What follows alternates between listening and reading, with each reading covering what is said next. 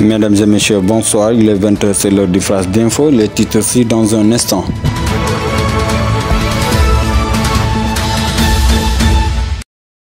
Dans l'actualité de ce soir, plus de 300 migrants ont disparu en mer après le naufrage de leur embarcation qui était partie du Sénégal. Avec ce nouveau drame touchant particulièrement les jeunes, Ousmane Sonko a mis en cause les politiques du président Macky Sall. Ces drames à répétition traduisent l'échec des politiques publiques du régime du président Macky Sall.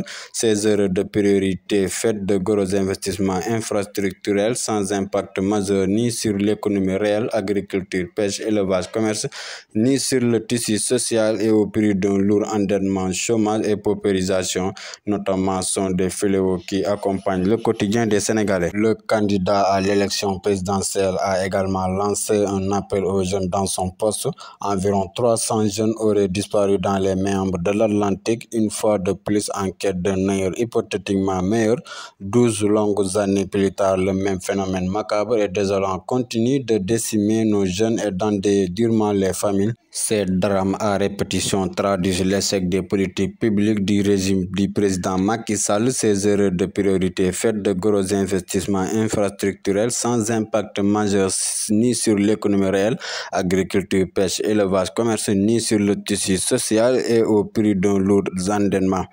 Chômage et paupérisation notamment sont des fléaux qui accompagnent le quotidien des Sénégalais. Ils reflètent également l'instabilité politique dans laquelle ce régime aura plongé ce pays avec son lot de violence d'État, de torture et d'emprisonnement politique. Ces circonstances augurent enfin de lendemain incontrôlable aussi bien en termes de stabilité intérieure que d'explosion du flux migratoire. Si Macky Sall persiste dans sa volonté suicidaire de sélectionner ses candidats à sa succession à la tête du Sénégal, puis d'imposer la personne de son choix au peuple par un scrutin biaisé, aux jeunes de mon pays, je réitère mon appel, vous ne pouvez avoir un meilleur avenir qu'ici chez nous. Ne fuyez pas votre destin, restez et menons ensemble le seul combat qui veille la construction souveraine de notre développement économique et social. Ceci est très largement à notre portée. Mes prières accompagnent les personnes disparues afin qu'elles soient retrouvées saines et sauves. Je témoigne à toutes les familles affectées par cette tragédie ma profonde solidarité dans cette épreuve qu'elles vivent sans doute avec une profonde inquiétude, mais également avec dignité et foi. Restons toujours dans l'actualité du pays. Le président Macky Sall a entretenu le flou pendant des mois sur sa candidature à l'élection présidentielle. Dans un entretien accordé à Jeune Afrique, il est revenu sur cette stratégie. J'avais pris ma décision depuis longtemps déjà, mais je ne voulais pas être l'otage des petits politiciens qui ont fait de ce sujet leur fonds de commerce, ni être contrés par l'agenda qu'ils attendaient imposer. Nous avions du travail, un pays à gérer, de nombreuses urgences et je voulais que nous restions tous concentrés sur nos missions.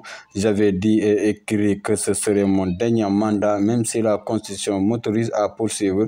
Je ne vois pas pourquoi j'aurais dû céder à l'heure ou à cause ou devoir me justifier. Rappelons que le 3 juillet dernier, le président Macky Sall a finalement mis fin au suspense en renonçant à briguer un nouveau mandat. Toujours dans l'actualité du pays, Aliou Sané, coordinateur de Y'en a marre et vice-coordinateur de F24, devait aujourd'hui faire face à la chambre d'accusation. Finalement, ce sera le 18 juillet 2023 qu'il sera fixé quant à la requête du procureur de la République.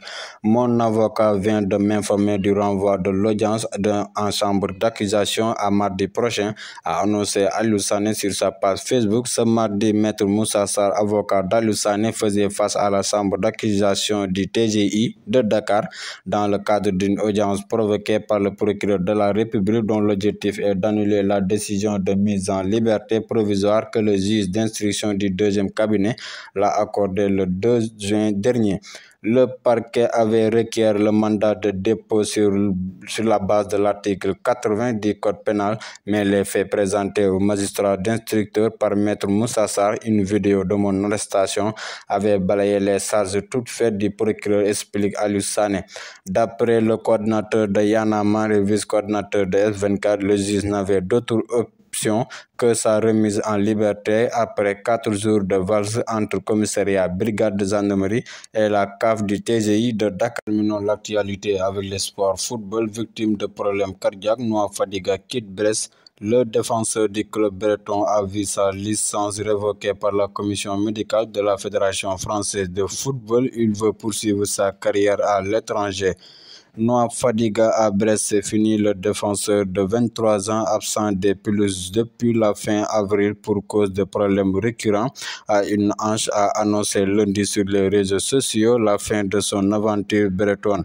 Le latéral droit sénégalais qui n'a pas participé à la reprise de l'entraînement du club de Ligue 1 la semaine dernière révèle l'existence d'une irrégularité du rythme cardiaque et n'est plus sous contrat avec les Stade brestois qu'il avait rejoint à l'été 2022 pour 4 ans en provenance du club néerlandais d'Heracles Almelo. Voilà tout ce qu'on pouvait dire de ce soir. Un grand merci à toutes les personnes qui ont suivi ces phrases d'infos, mais l'actualité ne s'arrête jamais sur notre site, la Une SN.